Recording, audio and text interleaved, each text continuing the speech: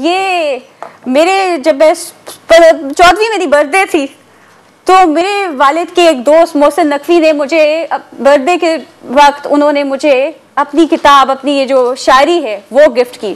तो मैंने अपने बाबा से कहा कि ये आपके जो दोस्त हैं ये तो मुझे ख़ास तौर पे बिल्कुल पसंद नहीं है, ये मुझे कोई चॉकलेट भी दे सकते थे, तो इन्होंने मुझे ये शायरी पकड़ाई है जिसकी ना मुझे समझ है ना कुछ। तो अब मैं जब भी उनके अशार पढ़ती हूँ तो मेरे दिल से उनके लिए दुआ निकलती है, अल्लाह उनकी रूह को सुकून बख्शे, उनके दर्जात बुलंद करे। तो फे से फहमे बशर का हासिल, फे से फहमे बशर का हासिल, अलिफ से अलहम्द की किरण है।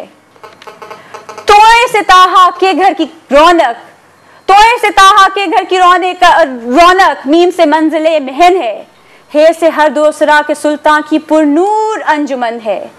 जे से जीनते जमी, हे से हदायतों का हरा चमन है। रे से रहनुमाए वफा, अलिफ से अव्वल नसब है इसका, इसीलिए नाम फातिमा है, जनाब ज़हरा लक़ब है इसका।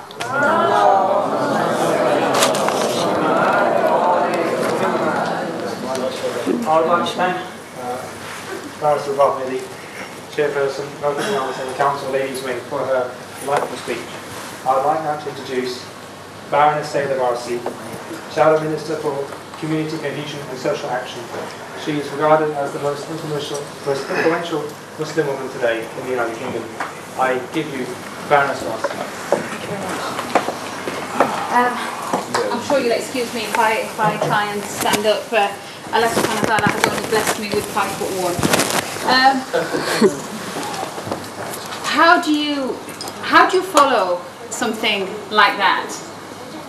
Rubab says time and time again in her speech that she is not a politician. I think you would add a lot to politics. And they always say the best politicians are those who claim not to be. Can I start by welcoming the Chairman of the Senate, Minister Dr. Firdaus, and thank Lord Ahmed and the Council for hosting this event.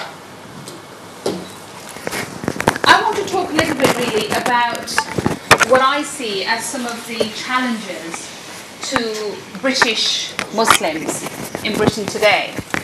I think we've talked a lot today about the internal challenge within Islam.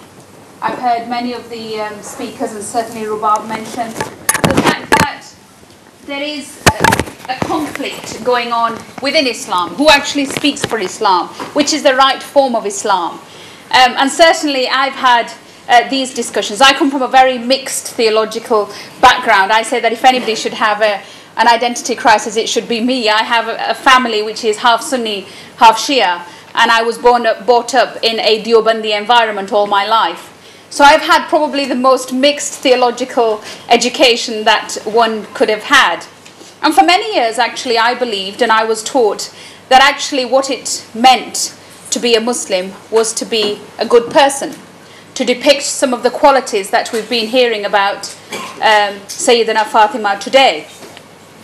But in more recent times, I think that there is a challenge about what it means to be a Muslim, and specifically in relation to how Islam is projected to the non-Muslim world. Now, as Shadow Minister for Community Cohesion and Social Action, this is something that I come across every single day. Every single day we are dealing with how to work out policies and responses to creating a sense of ease within the communities that exist in Britain. And I say that invariably we end up with two kinds of days these days. We end up with bad Muslim days, and we end up with bad days for Muslims. I'll try and explain what I mean by that. We end up with the days that are the former. We open the newspaper, somebody has done something pretty appalling. He just happens to be, or says he is, of the Muslim faith, and therefore the headline is Bad Muslim Day. This is a person who has done something bad, and he is bad, almost the subtext is because he is Muslim. The other type of day that we get is that something particularly hasn't happened, but there is some myth out there, some story has been created, usually turns out to be false, but the media whip it up, and that happens to be a bad day for Muslims.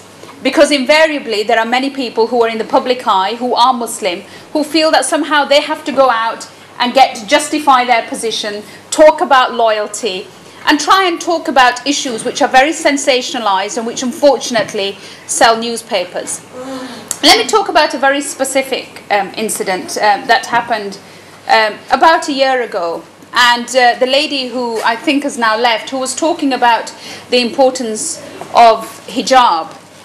The debate broke out, as you will recall, about whether or not women in Britain should wear the niqab, whether women should wear that niqab in public places.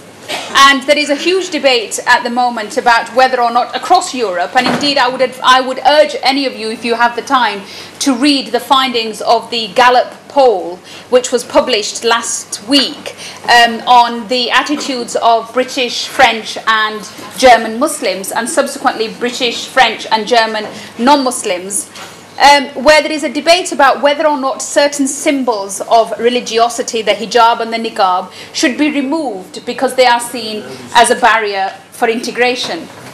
Now, when the debate about the niqab came up, we had all sorts of people who were prepared to come along and give their view. Some said, yes, niqab is part of Islam. Some said niqab isn't part of Islam. Some people said it's an